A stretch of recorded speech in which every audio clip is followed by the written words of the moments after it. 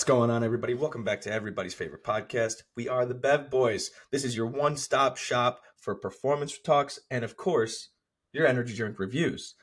Today, it's just a dynamic duo together. We have myself, Brian, and I'm sitting kind of cross-eyed, but side by side with my man, Christian. Yo.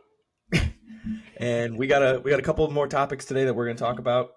Obviously, a couple more drinks, but we're going to flip the script. Our last episode was a little bit of kind of all over the place and really focused on food. So I think we decided that, hey, we should do something a little bit more on performance. Everyone's going to have enough food over the holidays. So we're going to flip it and we're going to say, hey, let's focus in. Christian, what do you got today? Yeah, so I have a potentially terrible drink, but I think it will be, as we talked about, good content. And as Gary Vee said, it's all about the content. It's all about the content. So I have an Alani New, which Brian hates. I've kind of gotten away from it too. I can't remember the last time I've had one. I used to like these a lot, but this is a winter wonderland flavor. So this is very risky. I wouldn't be surprised if they tried to make like a peppermint, like a candy cane flavor. This is really a wild card here, but it is certainly Christmas themed. 12-ounce can, Alani New, same formula and everything. The can it's got a little snowman there, flamingo, got some trees. Can I ask what is on the snowman's? Yeah, the snowman has tits. The snowman is wearing a seashell bra. Looks like he's got some pit vipers on. Yeah, okay. We got a lot going on here. It definitely looks like someone took some drugs and made this can.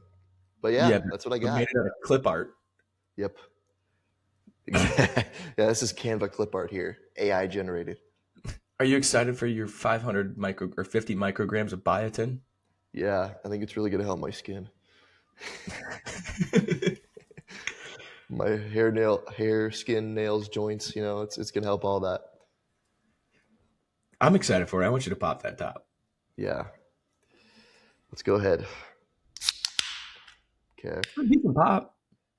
Not great, not terrible. I can't get a super good gauge on the smell alone. Yes, just androgynous sweet. Yeah. Shocker.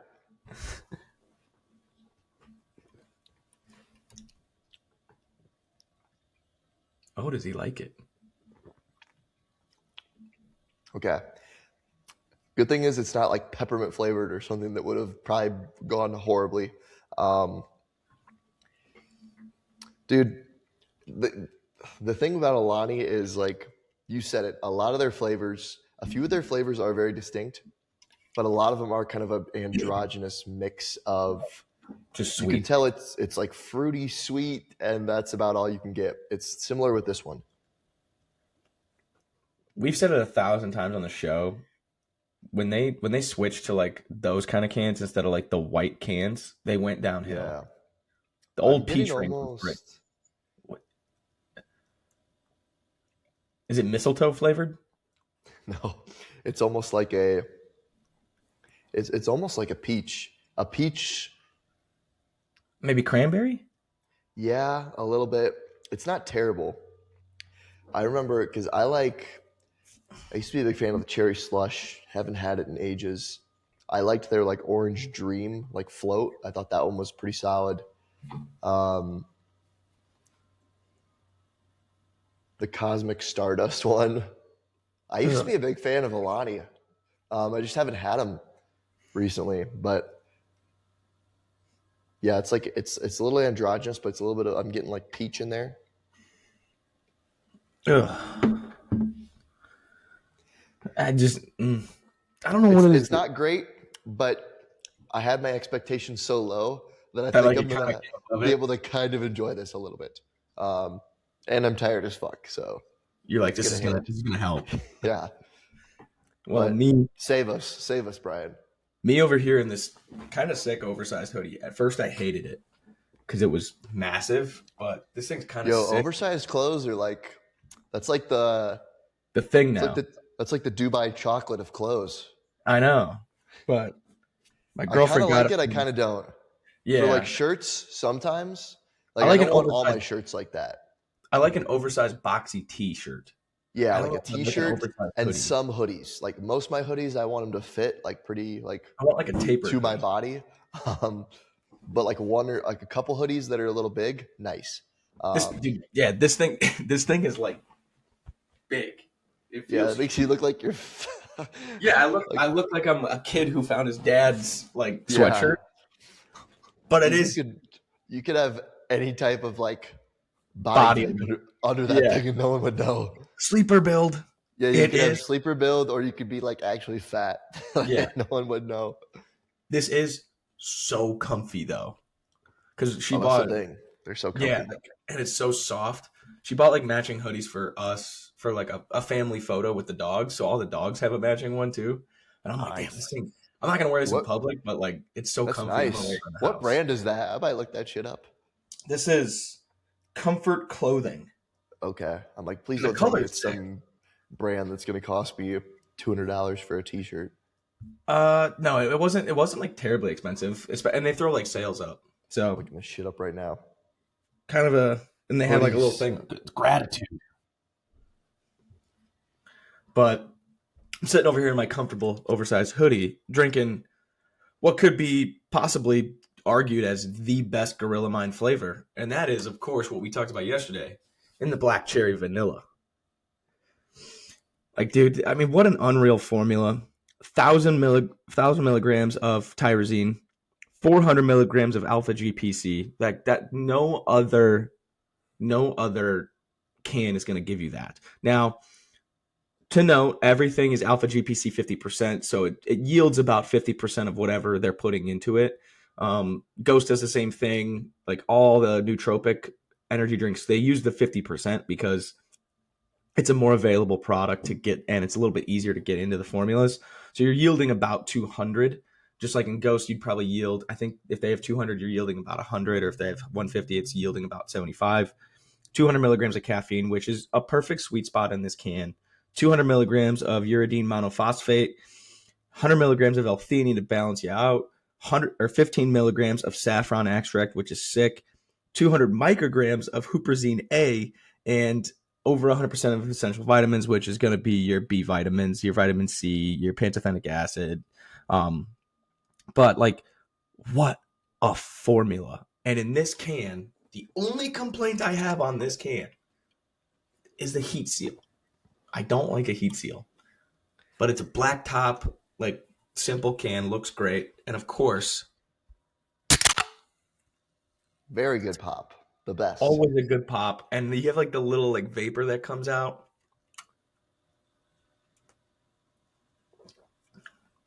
Dude, it's like a black cherry vanilla Coca Cola or like a old soda shop. It tastes so good. Yeah, It, it's tough to go wrong with that one. in my opinion, it's the like Gorilla Mind does make some really good flavors. We've talked about it before, but like this is the best Gorilla Mind flavor. You Yeah. can drink this whenever, wherever, and you're gonna be like, that hit. Yes. I agree. It's like to me it's that one and the strawberry candy, but I think I almost like the black cherry vanilla just cuz you can drink it like day after day. The strawberry candy is like You have one every other day or something because it's yeah, a yeah, little. yeah.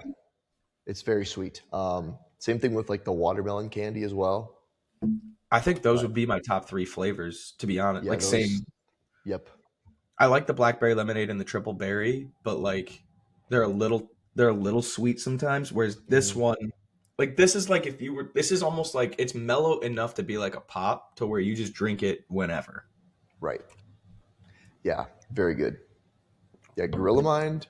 I was just thinking about my just top five like energy drinks right now, like all time off the top of my head. And like Gorilla Mind probably has 2 to 3 out of those top five spots. Like I'm probably going black cherry vanilla Gorilla Mind, honestly, number one. I'm probably going the watermelon can or the strawberry candy two.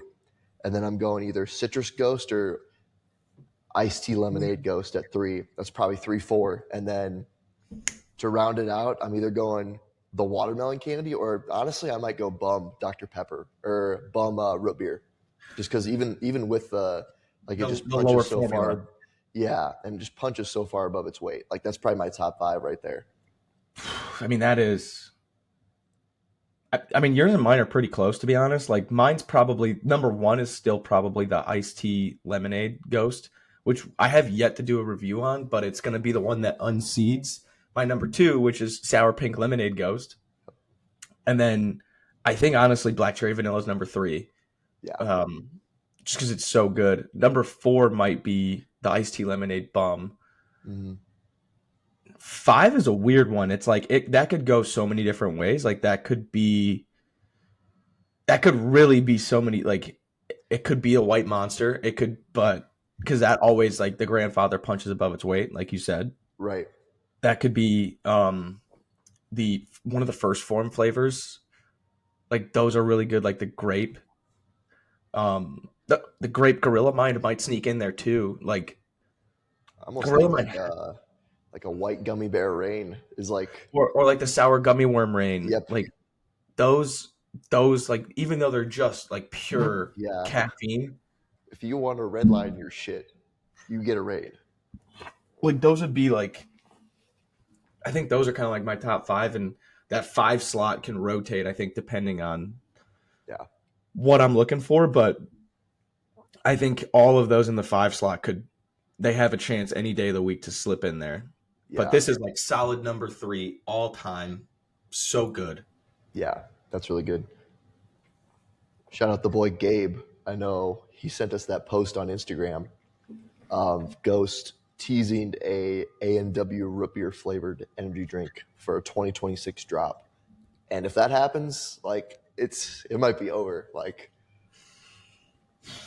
That would God, be, that would be so good. That would be I so would, good. I think they're already doing the Welch's cranberry grape, and I believe they're doing we've is been it begging for seven? a Dr. Pepper. We've Yeah. been begging for a Dr. If they Pepper. do the A&W, you got to They think would that the have to Dr. do a Dr. Pepper is in the cards. Which either of those two flavors, the bum root beer, we have said it 1,000 times probably, in just on the podcast, not even in our conversations with each other, is so fucking good. Same thing with the Yes. cream soda flavor. Though Bum does a really good job on Yeah. flavorings. I just wish Iced it tea was like lemonade. a 16-ounce can with 200 milligrams of caffeine. Yeah. But then, But like, we wouldn't really be able to distinguish, like, would people buy it as much then because it would just be another version of Ghost, essentially, or Gorilla Mind? I think that's almost like why they make it like that because it they sets its want own to, category. yeah, like it's its own thing.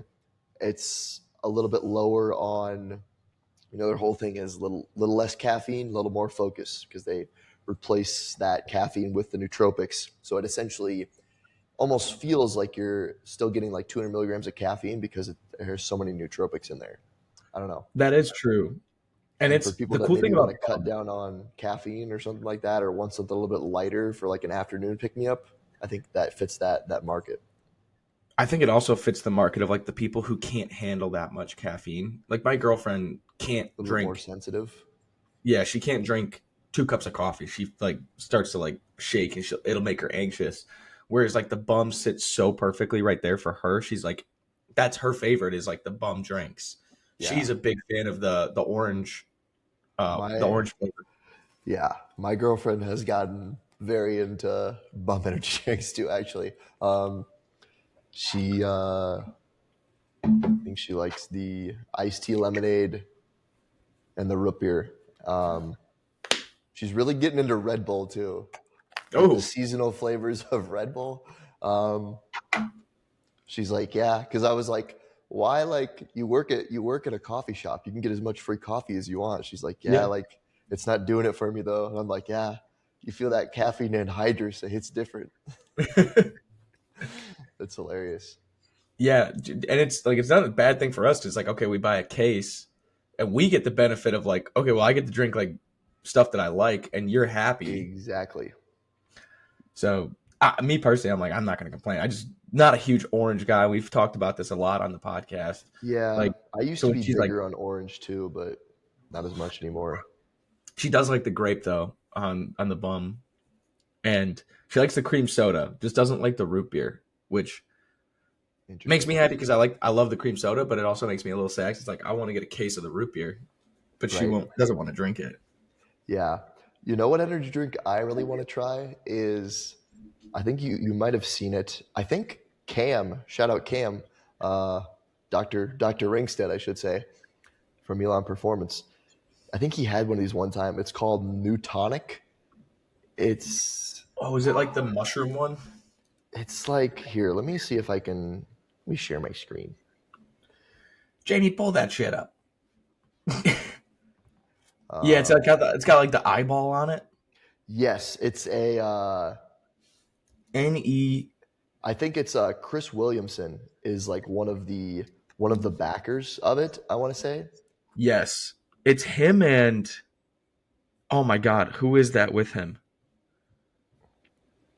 I'm looking at it on Amazon right now. It has a picture of the. Okay, it's Chris Williamson and doesn't James say the guy's Smith. name. What's his name? James Smith. Yes. So like, because I know Definitely. Cam, they're a little pricey, but I mean it's new tonic, nootropic productivity energy drink. Um, I don't know. The formula looks very intriguing to me. It's 120 milligrams of caffeine, and it is in a, I think it's a 12-ounce can. Yep, 12-ounce can, 120 on the caffeine. It has cognizin, rhodiola rosea, Panax ginseng, some L-theanine. So 500 milligrams of cognizant. yeah, so I really want to try it. I think it's going to be.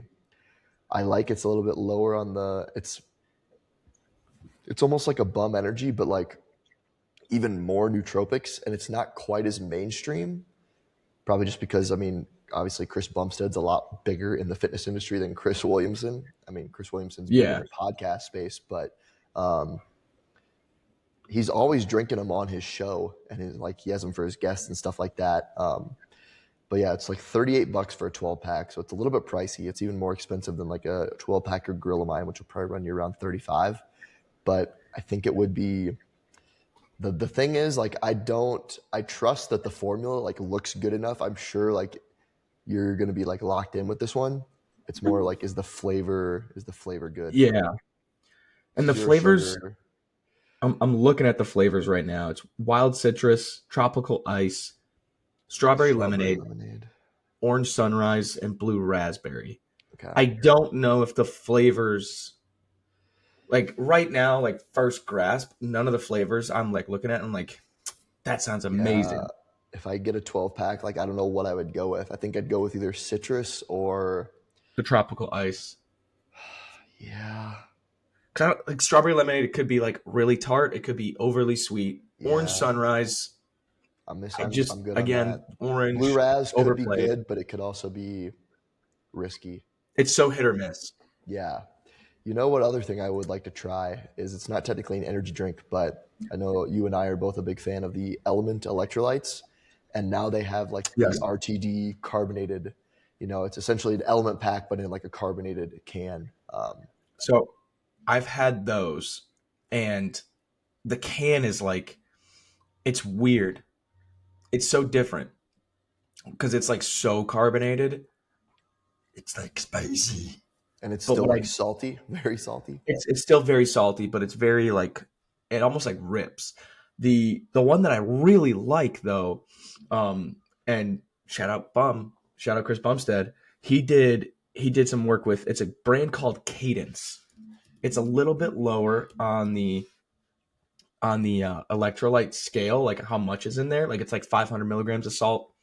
Um, but they did like a watermelon mojito flavor, and Oof. oh my god, that was so good.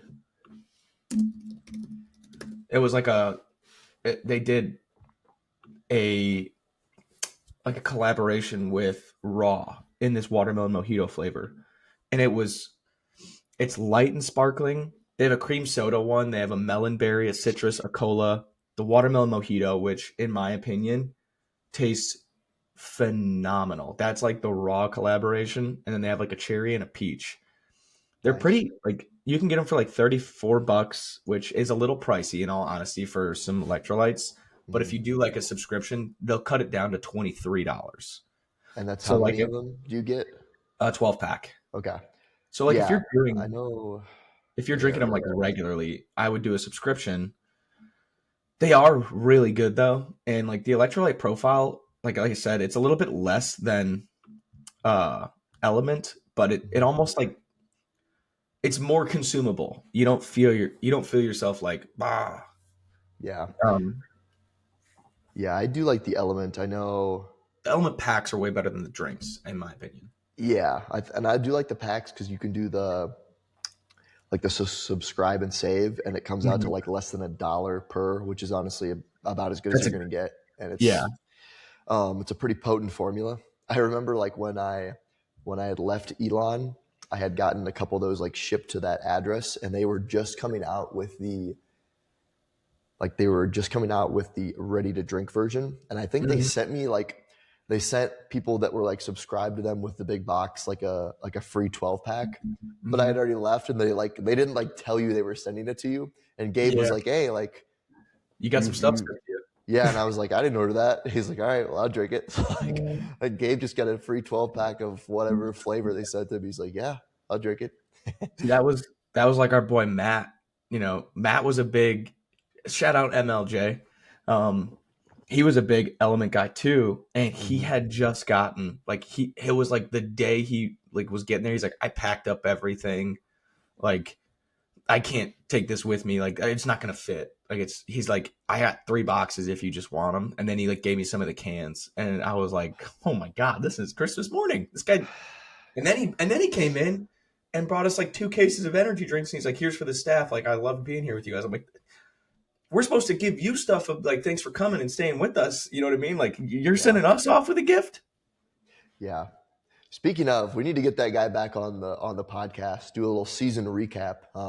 We do. I love that man. Like, Yep.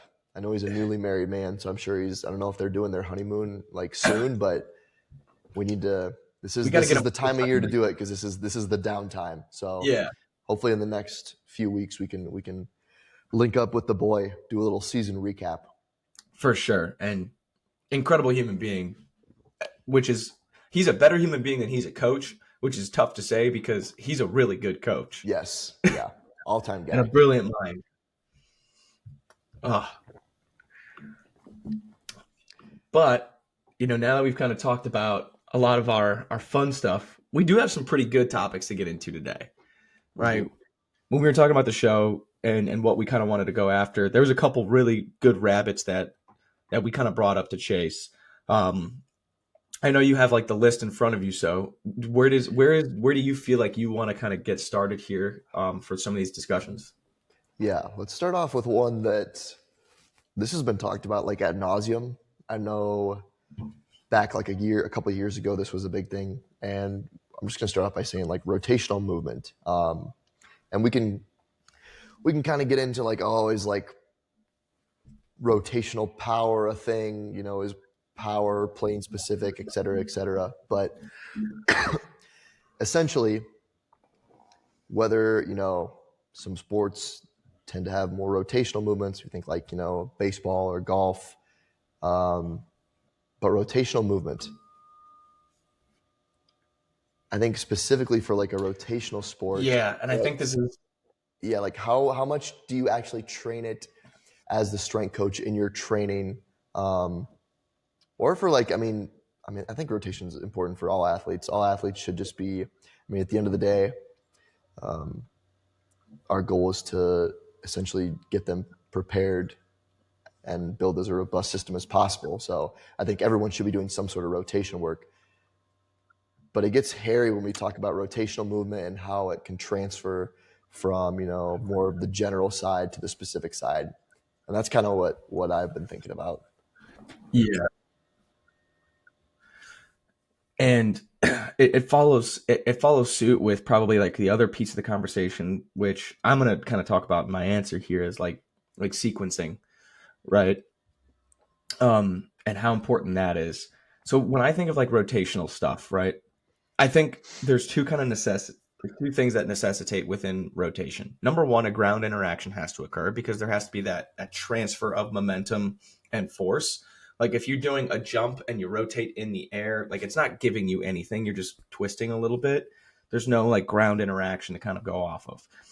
But the big thing is also like getting that like the lumbar and the T spine to turn in some of that stuff. Um, and I think rotational power or rotational strength or whatever, however you want to quantify it, classify it in any which way or shape or form, they're really important for all athletes because every athlete will rotate regardless of the sport. So like you think about this, like can are the obliques strong enough to yield in some way some like external force, and that could be through contact, or it could be as you propel an external object like a baseball or swinging a bat or swinging a golf club, or even to the same extent you think of like in track and field, right? Obviously the events are different, so like throwers obviously very rotational, a high jumper is going to rotate, a pole vaulter is going to rotate, sprinters and jumper like horizontal jumpers, they're going to rotate too because sprinting is inherently rotational. It's just not necessarily within the torso itself, but more so on the hip socket and that kind of stuff. But like that spinal, the spinal engine has been a big thing within sports, and it's a big focus inside of like training of like can you free that up and get that to move.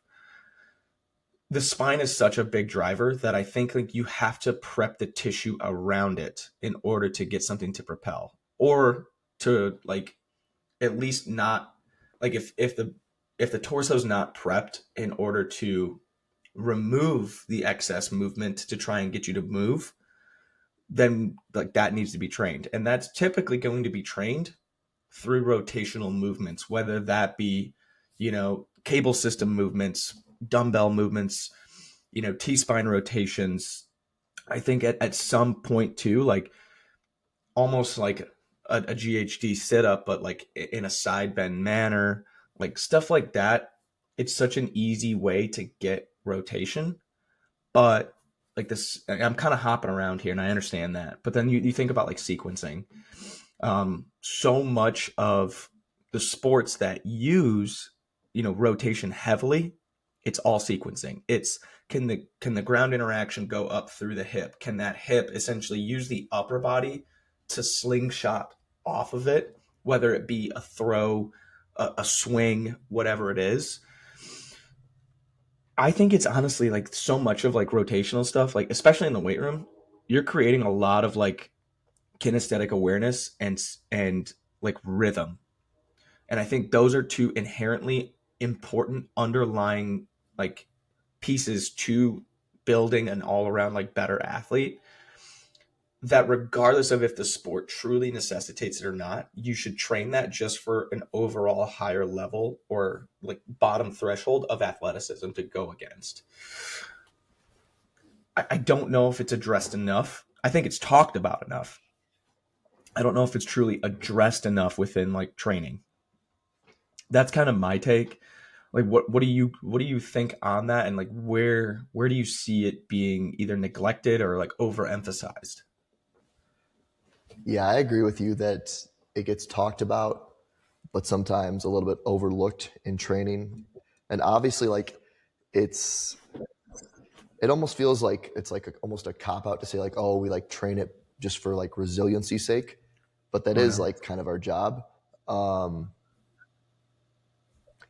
I think especially like when we talk about sports like golf, baseball, where oblique injuries are probably more common in those sports than probably most other sports, just because of the sheer like velocity of a golf swing or a baseball swing or a pitch as well. A lot of Mhm. rotation there.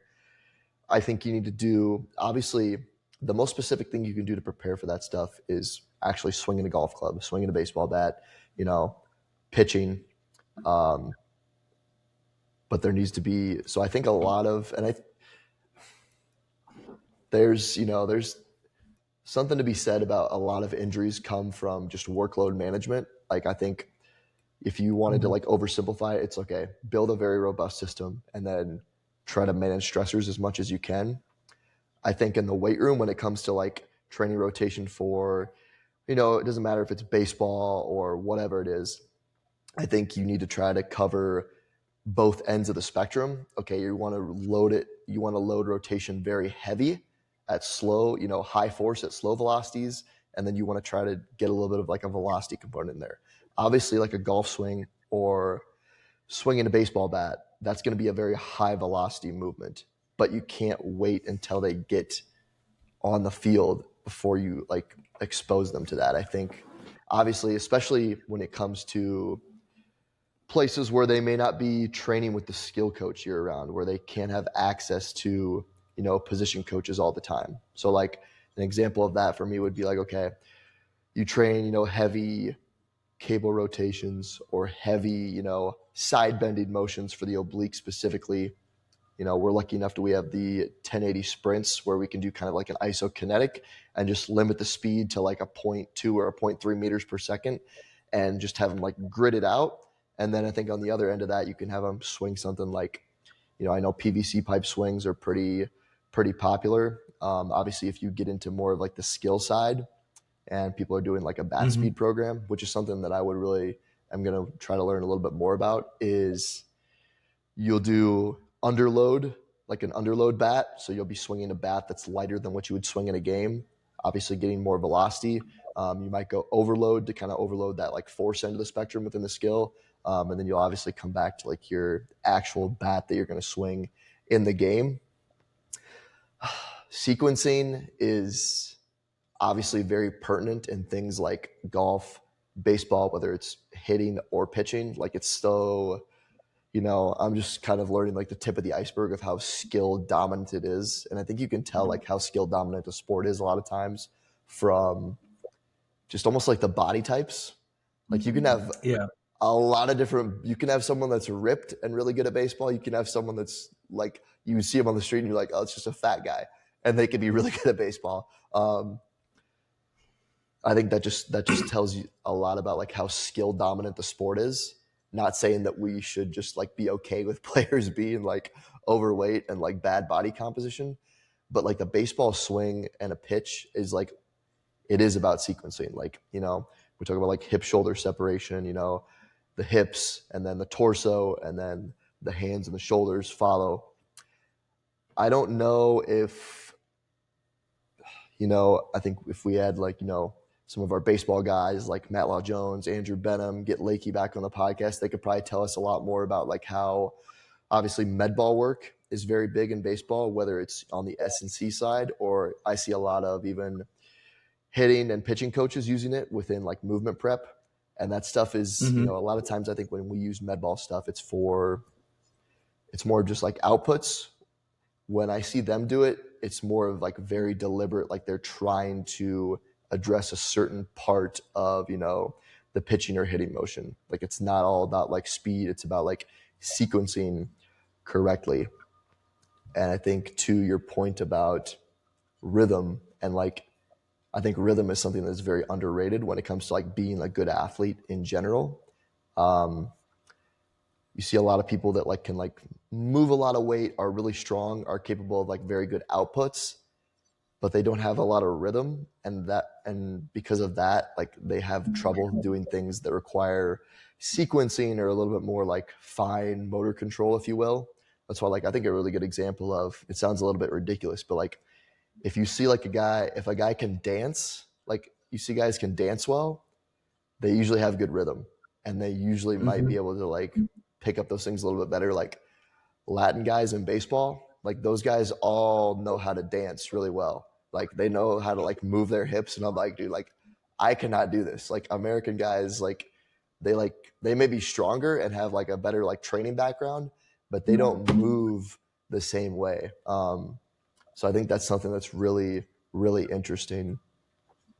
Um, and it almost makes me think like, and that's something that I think you need to train when you're younger. Like I think like childhood, like when people get into sports specialization a little bit too early, I think they kind of Yeah. lose that bandwidth to be able to like have rhythm in different, circumstances. Obviously you have someone that's played baseball their whole life, they're going to probably be pretty good at like swinging a bat or throwing, but outside of that, they're not going to have a lot of that movement variability. So I almost like view it's clear that we need to train like rotation in the weight room. unless you know, and it depends on the sport. Like, I'm not a hitting coach, I'm not a pitching coach. I don't know if I necessarily want to get into the nitty gritty about like, oh, sequencing, because that's just not my place. I think where our jobs fall, unless you do know how to do that, is okay, exposing them to rotation at, high forces, lower velocities, and then the opposite side of that spectrum, high velocities with lower forces, um, so that that tissue is prepared. Remind me, the spinal engine theory. I have definitely heard that thrown around. Um, Remind me the premise of that. I'm envisioning a guy with no legs, like walking, and that was like the premise of the spinal engine theory. So like the premise, I'm maybe a little ignorant. I've read superficially on it. I don't know how much I place and like an emphasis on this in training or like in the theory itself. But the idea is that all movement kind of is controlled through that spine.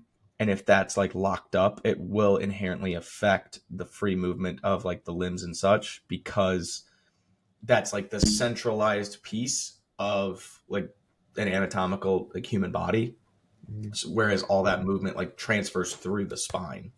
Um, so like when you swing, obviously it's not just this arm has to move, but it's, or like say you're throwing, that spine rotates through to pull that transfer. Same thing when you run, that spine rotates all the way The through. pelvis. So Yep. it's essentially like placing a little bit higher emphasis on the spine's interaction within the movement versus just the limbs itself. Mm-hmm. Um, and like when you think of it like that, I think it does make sense. What, in my opinion, I think, like I said, it just places a little bit too high of an emphasis of like that's the only thing you should worry about. When I think it's the same thing of when you think everything only happens through the ankle or everything only happens through the shoulder, and it's like you become that versus like taking smaller pieces and applying it to the overall concept. I think there's stuff in there to like warrant trying to understand a little bit better and like applying some of the principles to the training. I think when you're solely focused on that, that's when you'll lose the forest for the trees a little bit. Um, so it, like all in all, it's like how do you use and utilize the spine during that movement or that sporting movement, and if as long as you treat it as it is a necessary, I guess, a gear within the system, and then you have to train it, like you'll be in a good spot like to understand it. Yeah. And I think like my initial reaction to that is like, I don't have like, I'm not going to argue that the spine and the torso is an important part of like rotating. That's pretty obvious. Where I would have like a problem is when people say like, oh, it's all about that. We need to focus our whole program around, direct core training or only training the torso, and they forget about getting strong like in the lower body, or like, you know, when they kind of throw out the baby with the bathwater, and all of a sudden like, the focus of your program is basically just like an ab workout instead of actually getting strong. It looks a little bit different, obviously, if you're kind of the person that does it all, and it depends on resources. But I think as like the strength coach, yeah, you're going to do rotation, but I think I view, unless you know a lot about the skill itself, I view trying your job is trying to build like the most robust and like, high powered system. And then the skill coach's job is to figure out the sequencing stuff. Obviously you can collaborate with that, but I think if you're basing your whole program off of, okay, rotation, direct core training, direct abdominal training, and forgetting about getting strong, upper body, lower body, all that stuff, I think that's where people kind of lose me there.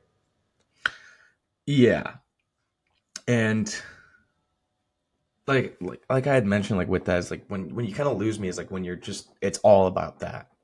Exactly. And You that's get with too much of a anything. good thing, and it becomes bad. It's about the dose that you use, the dose and response that you use. Um, but if your dose and in terms of dosing, I would say like as the coach, dosing it into your workout. If the whole workout is all about like how can we get that T spine moving or how can we get your lumbar to, kind of extend or flex, that's when we kind of get into the weeds and we're like, we're going too far into this. If you're like, I understand and I'm aware that it plays a good piece in this movement, so it should be dressed in some way, you'll probably be okay.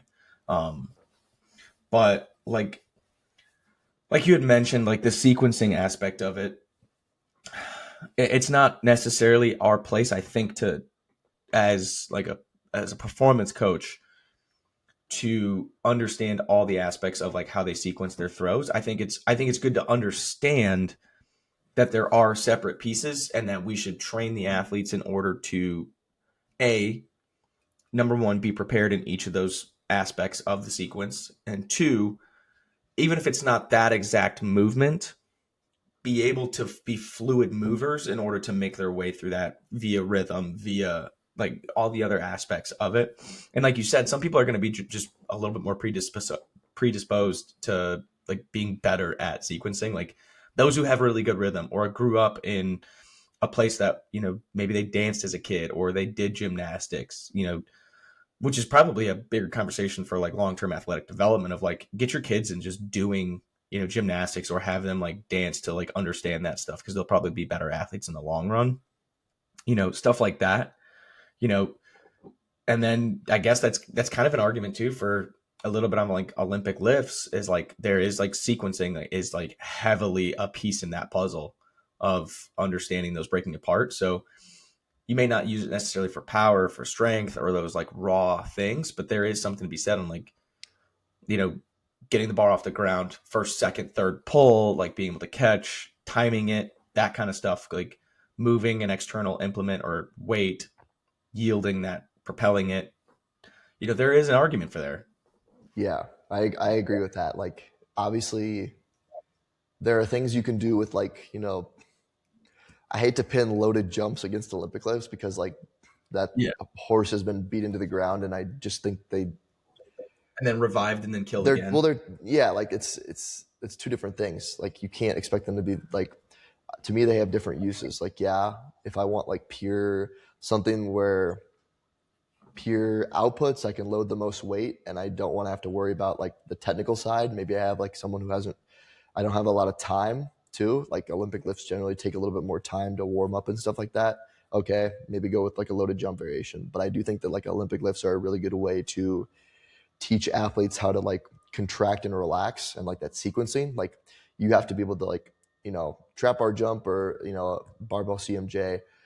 It's just pure, like, you're just contracting. Like, you have to be able to contract and relax. And, it's a more, it's interesting because like we talk, some of the arguments behind against Olympic lifts is, oh, they're a little bit too technically demanding. Yet I would make the argument that, especially after someone is a little bit more quote unquote advanced Perfect. training age, like you get them really like strong, you and like the mark of a good athlete to me is being able to learn skills quickly. That's like the basis of And a adapt. lot of, yeah. So like, why wouldn't you, like, I get the arguments for and against, and really I think they're kind of like two different things with two different uses. Why wouldn't you want to, teach them that new skill at some point, especially if you have the time? Now, I get like time constraints and stuff like that. Um, but I do think that there's that's a really good way to teach athletes how to sequence, contract, and relax. Um, it's interesting, and I also think that, yes, while it may not be completely our place to insert ourselves within like the skill development side, unless you do know that, which honestly I think we're going to probably see more of that in the coming years. People that are well versed in S&C and also know the skill side and kind of be in that more of like a hybrid coach. I could definitely see that happening. I think there's other things you can do, like obviously like a baseball swing or a golf swing or a baseball pitch is very specific. You're looking for a specific mechanics to get the best outcome, and there's people whose entire jobs are to break down those motions and like tell them what should be like the ideal mechanics in order to swing the ball or swing the bat as fast as possible and throw the ball as fast as possible.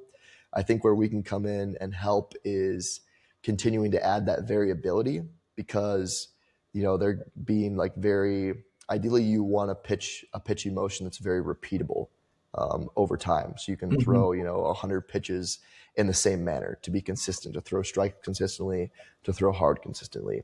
I think where we can help there is adding in like variability to rotation. And really when it comes to like just getting the spine moving in all the ways that it's supposed to move, flexion, extension, or lateral flexion, excuse me, stuff like that. And then actually being able to see if their spine is able to move in the way it's supposed to. Had a really interesting during our con ed a few weeks ago. Talked a lot about like segmental movement, especially like at the spine. And like I learned that my spine does not move segmentally very well. Like I kind of just like fold that one vertebrae and then I'm kind of just like stiff like a block through like my mid back. Now, whether that's from, just like I do like a lot of lifting and I'm so used to like bracing and stuff like that, or like I don't do as much, spinal flexion as I should. I think there's ways that we can dose that in order to like keep the spine being able to move in the way it's supposed to. Like think like a Jefferson curl or like lateral side bending, or there's different ways to, place constraints on certain drills and exercises in order for people to like have to move their spine in that certain way. So, um, and some of it, like you said, like that comes like at a younger age. People specialize in sports too early, and I think that like if Yeah. you look into, we talked about like Jeremy Frisch on the podcast, like that's age 6 to 12 range is so crucial to get Just kids development. just, yeah, get kids just like, it's great that people want to like have their kids lifting weights like at younger ages because it has been proven to be safe and effective. Mhm. But there's always going to be time for that. And they're going to do that as they get older. The stuff that you can't get back Getting is them that just unstructured play where they just go out and, learn to fall, tumble, climb, exactly, like all the exactly. stuff that's like you look at like early humans, right? Yeah. It's just The play. back, just go out there and climb trees, like the stuff that we did when we were little. That like I don't think, and maybe we're like stretching into this topic a little bit, but I don't think like enough kids go, and maybe that's just because of technology or the current state of like what everything is. But there's so much less of like, hey, go out to that jungle gym and just play for 2 hours. Mm-hmm. Jump off of it, learn how to land. Like we're everyone's like, they don't want an athlete to do that because they don't have a 2x body weight squat, or it's like just as you kind of like jump around this like this trampoline park or like these tumbling mats, like learn to fall, learn to like tuck your shoulder so you don't hurt. Like those things are like very innate and learnable, especially at that such a young age. That when they do that, it's like riding a bike. That skill doesn't necessarily just go away, but if you delay the development of that, the You may not be coordination able to get it aspect of it back. is so much harder to get. Dude, I mean, like the nail on the head right there. Like we're on the same page there. Um, like I think it's like that's the important thing, and like you said, like we've talked about like Jerry on there and like what he does, and it's like yeah, he mixes in some training, which is like what the parents kind of like want to see is like, oh, you got my kid lifting and that stuff, and then but he's also doing like it's obstacle courses, like glorified essentially like American Ninja Warrior kind of stuff, Mm-hmm. like courses for these kids, and they're sprinting into a jump and then they have to like duck and like kind of crawl and then they're climbing, and that stuff is like what's making them set up to be when they're 14, 15, really good athletes to when they go play basketball, soccer, football, baseball, whatever. Mm-hmm. They're gonna pick up that stuff so quickly that they're gonna look like super athletes by Yeah. comparison to the kids that don't necessarily have that. Yeah. And I know like, because we actually brought him in for a couple days too, which was awesome. He gave a really good presentation and I asked him a ton of Oh no. questions. Did I lose Christian? Oh, am I still there? Oh my gosh. Hello? Oh man. This guy got his You he got me? got his internet killed here. Um, but you know, there's Hello. certain aspects to people that they don't necessarily train some of those things, and they don't necessarily address those things early enough, in my opinion, when it comes to the development of their younger athletes. And one of the biggest pieces, I think, is that unstructured play. And I know we've kind of hounded on that topic, but it's as simple as, you know, getting them out there, whether it be, you can look at it as playing tag. They're out at like recess playing tag or playing kickball. Like obviously there's those little fun little sports, but it's like four square. You know, we used to have one called wall ball where you throw it at the wall, but it's perceiving the environment, it's reacting to it. That kind of stuff is very crucial, very important to address at a young age. So just having that, and you don't necessarily have to be like, okay, we're going to train your perception action coupling, and I'm going to throw stuff at you. I want you to, catch the red or like yellow like stick on there. It's like literally just having them play catch, throwing it in little weird spots just to mess with them. It's always fun to play with a kid, and you kind of like see if they can get stuff. So that's always neat. The other thing is like when they're playing around on like a jungle gym, honestly, my mom, when I was younger, my sister was in dance, and she would take me and she's like, just go dance in the corner to like whatever music they're playing. So I was around it. And then my dad, vice versa, we'd be, when I was like little, we would go out to, we had like everyone knows I'm gonna put this image in your head and I'm gonna find it here. But it was like a wooden playground park. And I don't know what it is, but it's like everyone knows like one of these things. It's like a nostalgia aspect to it. And if I pull this up here, I'm going to share my screen. So for anyone like listening and not watching, again, we've always hounded it. Like the full video is available on Spotify, full video on YouTube. Definitely see this because like this is going to trigger like some nostalgic memory. But it's this guy right here. These like wooden playgrounds, because it was climbing on different things. Like obviously they had like the rope net and then like the monkey bars that were like kind of like chain handles, so they swing a little bit. We would play these games, and my dad would just run around and chase us, and we had to like basically he was trying to tag us and get us, and we would be jumping over some of the smaller obstacles, climbing up on stuff, climbing under nets and all that kind of stuff. Number one, it's obviously super important for like a kid's development and for, outside of like athletics. You're kind of seeing it as like it's a bonding thing with like the parents. It's really, it's really fun for the kids. We used to love it and like beg, cry and stuff like when we would want to go out there. But like you look at it from like an athlete perspective, and there's probably a lot of athleticism that I gained through going to play on stuff like this.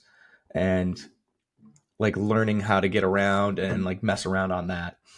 So like it's twofold. Like obviously the kids love the enjoyment, the parents get to tucker out their kids and they'll fall asleep. But at the same time, it's like there's probably so much of that increases the threshold for um like to bring it in at some point, one point or another, to be able to get like the athleticism development when it comes to that. Christian, I know you just hopping back in here, but I was just kind of talking about like, Oh, we're looking at jungle gyms. yeah, I was talking about like the old playgrounds. Like, obviously, it's really good for like get the kids tired, let them go to sleep, bond with the parents. But like, so much athleticism kind of came from stuff like this at a young age, going out there and like messing around. Like, you got to jump over a couple of the obstacles, you got to climb underneath them, climb on top. Like this it's called a jungle gym, but like legitimately, this is a gym for a 4 to like 10-year old. That's what that is. Exactly. Yeah, that And big it's wooden one. The daycare I used to go to had one of those. It was huge. And then that yeah, one dude. just to the left of that, that like smaller one with the green slide, that's like what I had at my mom's house, like growing up. Just like that small one, swings, slide, little mini rock climbing wall. We used to have this, and I'd climb that rock climbing wall and jump off of it, and then climb it again, and then jump Yep. off. And then we had one of these in, I think it was in Algonquin, Illinois, which was like super close to us.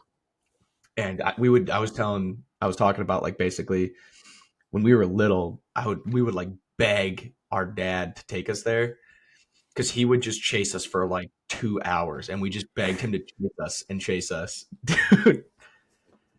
But that probably helps so much on like just developing athleticism more Yeah, than like the probably anything else would have. yeah, like just like the parkour, ninja warrior type of stuff. Yeah.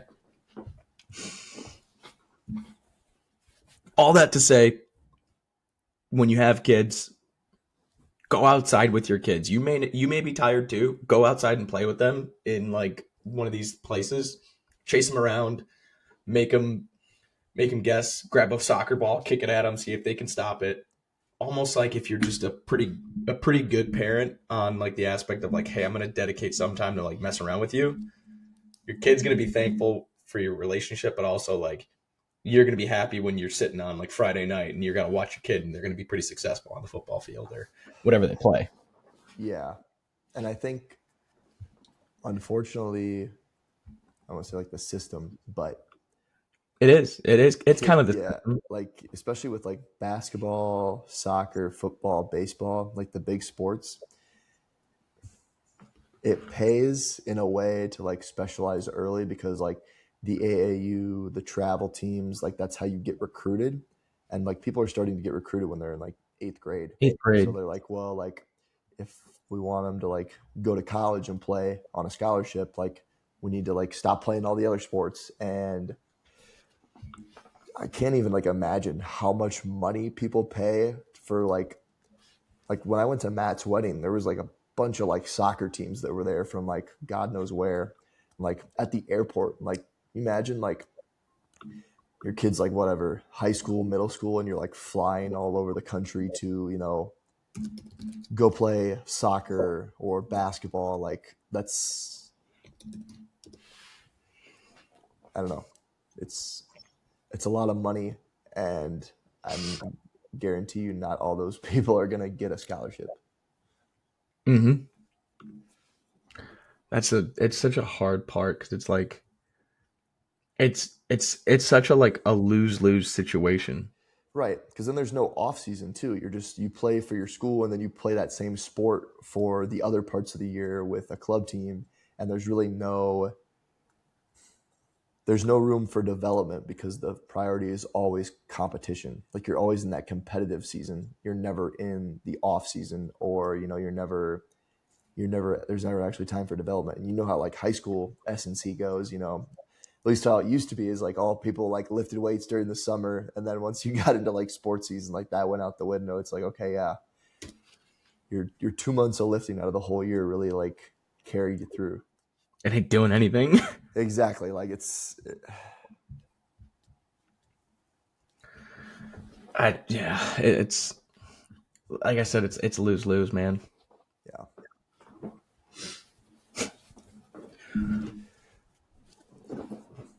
Let's touch on one more topic. I think it kind of plays in with like the rotational movement, especially when we're talking about upper body stuff. I think we've talked about like unilateral lower body work is obviously super popular in performance, but unilateral upper body work doesn't really get talked about as much. And maybe it's because it's doesn't need to get talked about, but we're going to We're talk gonna about talk it. And yeah, exactly. So why do you think that is in the first place that people don't talk about it when it comes to the upper body?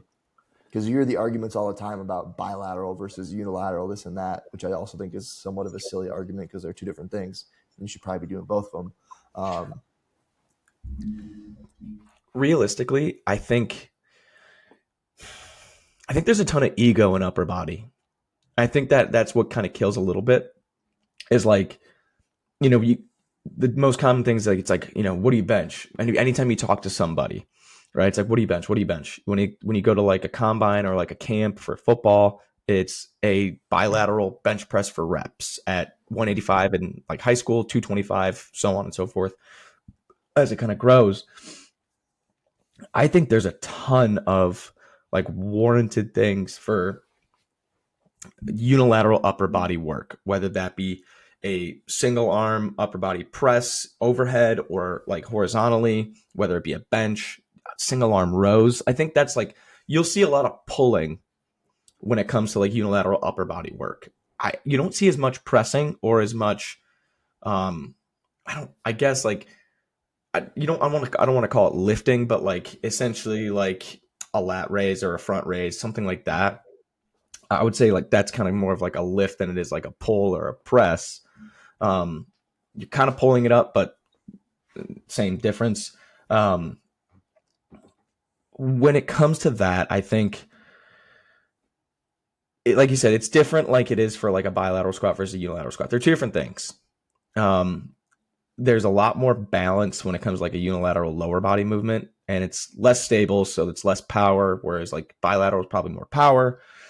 Um, but in upper body, you get so many I guess like secondary attributes when it comes to those movements.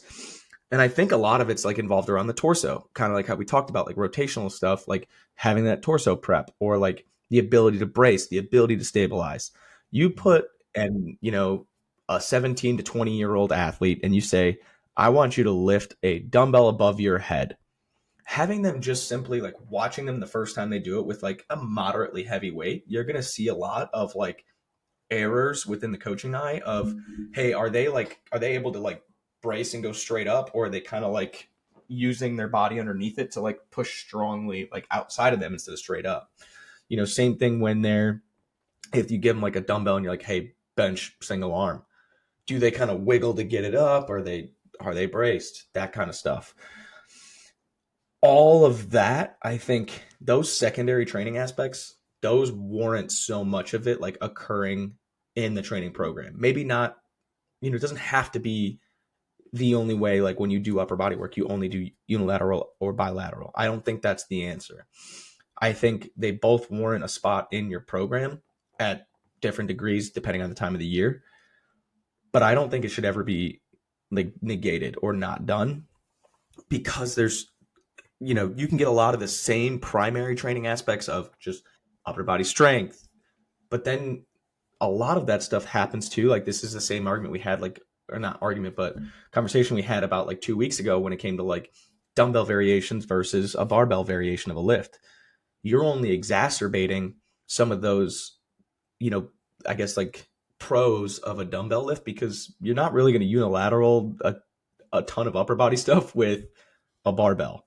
Mm-hmm. So now you have that free motion of the dumbbell. You have that a little bit of like movement variance, but now you're exacerbating it because it's not even keeled and balanced in a sense. Now that single arm is the primary driver, whether it be pulling, pressing horizontally, vertically, either one, and then you look at like a true level of strength. You go to like a regular gym and say, everyone's done this when you're 15, 16, you're with your boys, you're in the high school gym or wherever you're at, and you're like, can you do a one-arm pull-up?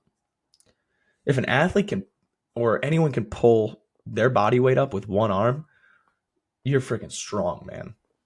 Yeah, I think Like, that or even like, because most people aren't going to be able to do that, but like even like a one arm like dead hang. yeah. Um, Think about for grip, shoulder, yeah, even just yeah, health. training the rotator cuff to like keep the ball in the socket. I think going back to that, the Con Ed we had, we kind of earned like a good proxy for the guy we had come in. He said like my like threshold for like bare minimum was like 20% of body weight in seconds for a single arm hang minimum. So like 200-pound person, you should be able to hang from one arm for at least 20 seconds. Like everyone should be able to do that. And I think there's a lot of people that would probably like struggle a lot with To that. get 20 seconds. Yeah. Or like single arm scap pull up. That's a tough one. Or like single arm pull up would be ideal. Or like, can you hold like an isometric pull up like that with one arm for, 10 seconds or something like that? There's, And go and ahead. I think with pressing specifically, you get pulling, like we said, like people do like single arm dumbbell rows, cable rows and stuff all the time, but like upper body unilateral pressing is where I think you get a lot of those like secondary tertiary benefits of like bracing, and like obviously it's another variation where you're not going to be able to load it as much, but maybe use that to your advantage, and you pick that because you want to maybe taper back the load a little bit while still keeping the intensity, high relative to the movement, if that makes sense. Oh my God. I know I'm going way off topic here. I just had a sip of coffee and then a little sip of black cherry vanilla, and it like kind of it mixed up in in my mouth. What just happened? That was incredible. That's such a good flavor. It's like black cherry vanilla coffee. How much of that do you have left? The coffee and the gorilla. I got like 2 or 3 sips Okay. in the Gorilla Mind, and then like a couple sips of the. Yeah, I was gonna say you won't pour it in. There you go. That's I saw Brian's face and I thought he had to like shit himself. no, dude. That was like I accidentally did it, and I was like, oh my God, that tastes great. Hmm. And one thing, like I guess the upper body pressing movement that's unilateral that everyone does is the landmine press. Half Yeah. kneeling, whatever. You can do like a Z press variation, standing, whatever you want to do. That's the one I guess that everyone does do, but you just don't see it as much with dumbbells. Mm-hmm. And the landmine to me is like inherently a bit more stable than just a free weight Because dumbbell. you're locked into something, so Right. it So removes a little bit of those tertiary benefits. yeah, because it has that like fixed anchor point of the Mhm. landmine itself. Yeah, I think it's definitely. I mean, like we've said before, there should never be like, oh, like you should never be like married to one specific exercise or a set of exercise or a type of exercise. It's more of like learning how different exercises can fit into different situations and what are some of the benefits of each. Like if I want to get someone like as strong as possible, I'm probably not going to go with a single arm dumbbell bench. I'm probably going to put them on a barbell because you're just going to be able to load a barbell a lot heavier. But if I want them to, be able to, if I want to reduce the load but still keep the intensity high, and I want some of those like tertiary benefits, okay, secondary benefits, single arm dumbbell bench may be better. And then, the 2 dumbbell bench press might be that sweet spot in the middle where you're still getting to be able to push a little bit of load, but you're still going to work a little bit more like on the stability aspect because you're not going to have as much external stability. I agree. And we do see a lot of like unilateral upper body movements when it comes to like an isolation exercise, but not necessarily more compound movements. Right. And I think another place you could put them into is like if you're running short on time or like you want to knock out two birds with one stone. Say you're getting like, because think about it, if you're doing single arm dumbbell bench, you're having to fight that rotation because the weight is all loaded on one side. You're getting almost like an ISO, you know, that way you don't have to do your whatever, your pal off press ISO later in the workout. You can kind of knock Hmm. out two birds with one stone if you don't want to, if you don't have enough time for like that direct core training. I agree. And there's just so much in there. Mm-hmm. I again kind of going off topic here, but I did have I had a question submission for us. Um, and I would be remiss not to bring this up. It is off topic of performance and a little bit more so on energy drinks, but I feel like I gotta ask. Shout out Luke Green, VP of RevOps at Team Builder, but he brought this one to my attention, and he's like, I think like the world needs to know. So it's been rumored that Coca Cola is possibly bringing out a 200 milligram version of the Coca Cola.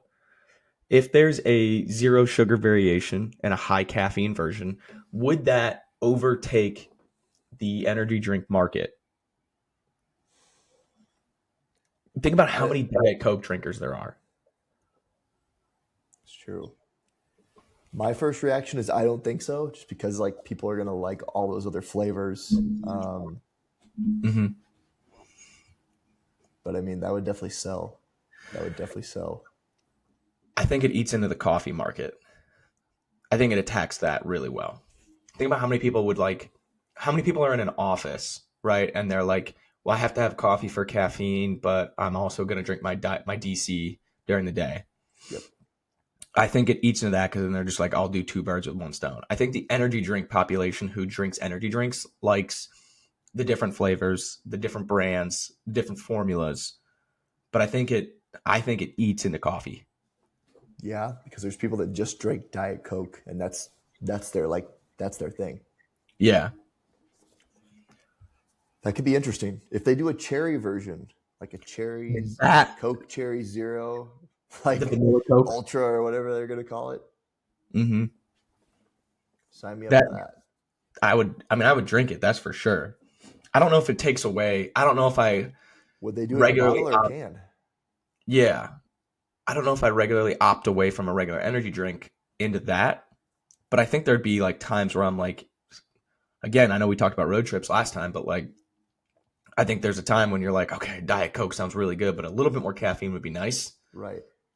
Cola You, flavors and energy drinks typically do pretty well too. mhm. Bum, I know Celsius has one that tastes like a Diet Coke that you left out for 3 hours, but um, like those cola flavors can do pretty well. And but the hard thing is like then you look at like Mountain Dew. Mountain Dew did those 180 milligram energy drinks, and they had regular, they had a voltage flavor, they had a Mountain Dew, Baja Blast. Those were off the shelves in 6 months. Yeah.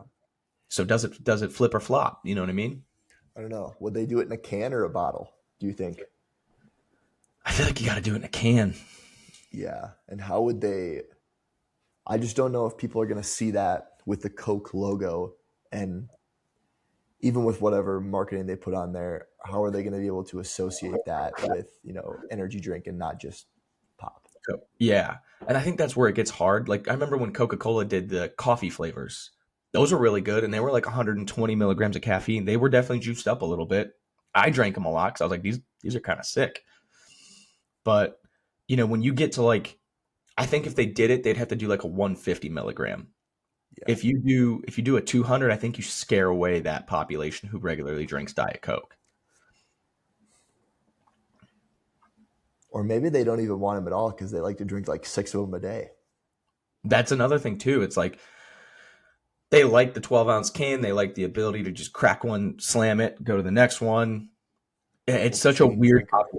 yeah, it's such a weird population. Like when you see someone have a Diet Coke, they're not really like, I'll have one and I'm gonna be done because whoa, that's a lot. Mhm. They're like, I'm gonna keep sipping some Diet Cokes. It's such a weird, it's like, what do you do? Yeah. You know? I don't see it making like a huge splash, to be honest. I think of like other brands that have come from like adjacent markets and done the energy drink, and they're just maybe they're still around, but it hasn't like taken the industry by storm.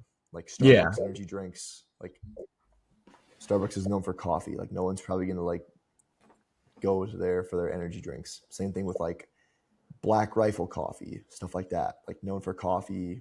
You know, I'm trying to think who else has done like Mountain Dew. They're known for pop. They went to the energy drink. Let's say it was bad, but like you said, it was off the shelves in 6 months. Um, I know Pepsi had the nitro. That was like their thing on it. it's tough to do, but it's tough to do both the coffee and the energy drinks. Like even like Monster, like does the coffee drinks like it's just I don't know. It's tough to do both well. It really is, and I think it's because it's just two different populations. Right. Like Pepsi used to have Pepsi X that was like early 2000s where it was like 150 milligram Pepsi. And, honestly, I just told you about it. That's the first I've ever known about it. Probably Mm-hmm. same for you. It was Yeah, I've probably never in and heard of off the that then. shelves. So I don't know. I think I'd be interested. I'd be interested to I'd find try out. it for sure. Oh yeah, I would grab a couple cans just to see. But I Yeah. just don't know if it stays, if it sticks. You Right. know? Yeah, I don't know. Like, and maybe I don't know what the thought process is behind like why brands do this, but like you're almost like better off like how Coca Cola probably owns some energy drink brand, or they probably own some part of like just use your money and label it as Acquire one something of those. else. Yeah, or like change the like get it make it its own thing, like its own logo, this and that. Like The money goes the same way. exactly. But I don't know if they just want to like I know Coke is obviously like a very infamous brand, like Mm-hmm. and they have been for a long time. So there's I think it's all about just like trying to expand the Coca Cola brand. They're not as concerned about like okay, like I don't know. Oh, Coca-Cola did have a Coca-Cola Energy. Looking at it right What's now, this? It was in 2020 to 2021. Bad time for that. Oof. Um, but they discontinued it in 2021 due to poor sales, despite offering zero sugar and cherry varieties. It's still available in other energy. Coca-Cola still offers other energy products like Charged in some markets, and they own Monster. I mean, exactly what you just said. But it was 2020 to 2021. I'm trying to figure out what the caffeine content was. It was 114 in a 12 Okay. ounce can, so about the same as a bum, but it just didn't do well, which is crazy because now you see bum is doing essentially soda shop flavors with the same amount of caffeine, a little bit more nootropics, and they're annihilating it. I think it's like I think it has a lot of it has to do with the branding, and obviously like Chris So Bumstead being like the face of that company, 5-time Olympia champion. Like that definitely doesn't that hurt. carries weight. Yeah, that carries a lot of weight. Um, I think a lot of it has to do too, like the population, right? Like you see Coca Cola. When you see Coca Cola, where do you see that? You see that in a grocery store. It's in the pop aisle. You know who's buying that? It's ordinary. I don't want to say like ordinary people, but ordinary people are buying Coca Cola. mhm. They're going to see energy and be like, "Oh, that's too much. I don't want that." Whereas like Bum and Bum Energy is made for an energy drink population. You're going to find those in. You might find them in the grocery store, but they're more in the health section by that stuff or the energy drinks. You're going to find it in Vitamin Shop, where people who are going there are like they take pre-workout, they grab that kind of stuff. It's you're inserting something into a target market that doesn't necessarily want it, need it, or is looking for it, versus like if they went with a different marketing strategy and a different distribution strategy, I think you could have seen success for Coca-Cola Energy. Hmm. You put it in Vitamin Shop or you put it in strictly in like gas stations next to the energy drinks, you probably have a little bit better of a rollout. You know, maybe do we become executives somewhere and start doing this? Is, Yeah, I don't know. I'd like to be a fly on the wall in some of these meetings because at the end of the day, like we have these ideas, but did they I already think talk about it? I think there's an yeah, I definitely think there's a situation where they're like, okay, we have an excess of $50 million to just fuck around with. Hey, let's do an energy drink. Like they don't even care. Like they have so much money or so much excess over like their goal that they are like, hey, want to just try something stupid and then if it works, sick. If not, You're a it's genius. fine. Like it's Yeah, if it doesn't work, we'll pull it. yeah. Like I wouldn't be surprised if they do that sometimes because I mean, obviously they come out with a lot of different like iterations of Coke, and you know some of them hit and some of them don't. And sometimes we're like, what the hell were they thinking? But I think that's kind of part of the thing is like you don't know what's gonna hit until you put it out there. Until you do it. And when Yeah. you have like that much money, You can try anything. you can do your yeah you can allow yourself to do that kind of stuff. If any drink is looking to formulate an energy drink and wants two consultants on what's good, what's not, and what might be a good strategy, we will gladly take between $1 and $1 million to come consult. Um, Yeah. Dude, consulting seems like the best job. I feel like you have like no liability no and you skin just in the like game. you just like give your opinion, like an arbitrary opinion, and then you get paid a lot of money. Yeah, if anybody wants us to do that, like we Anything are goes here bad, for it. like you're not on the hook. Like, You just kind of tell them like, oh, you didn't follow exactly what I said. yeah, you're like, well, it's that. Yeah. Ugh. And it's a contract, so it's not like you're worried about coming back to them. No, you just get a set amount of money one time. It's usually a lot of money. Yeah. Sorry, I know I kind of derailed us with that question, No, but I it's was like, okay. oh, when I put this in the cup, I was like, oh, that reminded me of that question. Yeah. I think we're due for a Q&A here soon. That might be I think so good. too. That I nice think Q&A to round out the year, round out 2025. I think that's the key. Yeah. That's the key to our success. So this next episode that we're gonna do, we'll be doing a Q&A. People who are listening, submit as many questions as you want. We always love when someone has like 8 that they want answered. Honestly, it's so fun because we get to see where your head's at and we get to sit there and try to think of answers for it. we'll post on our socials as well as Bev Boys socials. Um, the ability to submit questions. That way we can get some in there. It'll be a good time. And honestly, for us, we love the Q&As. You just can't do it every week because then it's like, okay, we're no longer like thinking of stuff. It's kind of Yeah. lazy. Yeah. But when we mix them in, they're just an absolute blast. And I know like we've had some outrageous funny questions that we've been like, okay, I don't know if we can read these, Yeah. but um yeah, I think a Q&A to round out the year is like it's going to have to start to become we've done it. I mean, we really did it the past 2 times. Yeah. We have. So this is it. We just got to do It's a it. Christmas tradition. Christmas tradition is it's about giving, and I want you guys to give it to us on questions. Yeah, watch out on how you say that. I know that's why I was like let me phrase this. I want you guys to give us questions. Yeah. That would be the best Christmas present that we could get from you guys, other than you guys buying some gear from bevboys.com. Definitely shop on there. Grab yourself a maybe we find a way to do oversized hoodies. Yeah. That might be a Just hit thing. up I know this comfort clothes that I've been looking at this our like offhand on here. They look nice. yeah, they're I mean so nice, dude. This is not a sponsored thing. I would love it to be sponsored, but the hood's insanely big too, so like you can wear a hat and underneath it won't change. So comfy. I know my dogs love them too. I'm gonna have The to Beagle Bandit has not taken his off, and if you like go to grab it, he like wiggles away from you. cop some. I'm gonna have to drip out in some comfort clothing. I can't tell if these are made for. Are they like some of these shit like unisex? This is a little website's a little confusing. It's like Alani News flavors; they're androgynous. Hey, it's pros and cons to that. There it Yeah. is. Speaking of, I'm gonna give this Yeah. I'm Let's gonna give see. this thing a rating. Yeah, there was really no like I thought I had like a little bit of a peach flavor, and like I'm not usually a huge fan of peach flavors anyway. And other than that, it was pretty androgynous. I'm not a huge fan. I'm glad I tried it because I mean, I feel like I just went with a theme. I would not get it again. Um, it's like below average. It's not terrible. It's definitely not the worst thing I've had, but far from the best. I'm gonna give it like a man. I'll give it like a 5.2.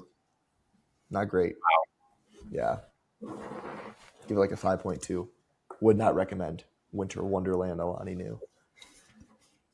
I'm not gonna rate this because we've already rated it and given it great ratings in the nines. You already know.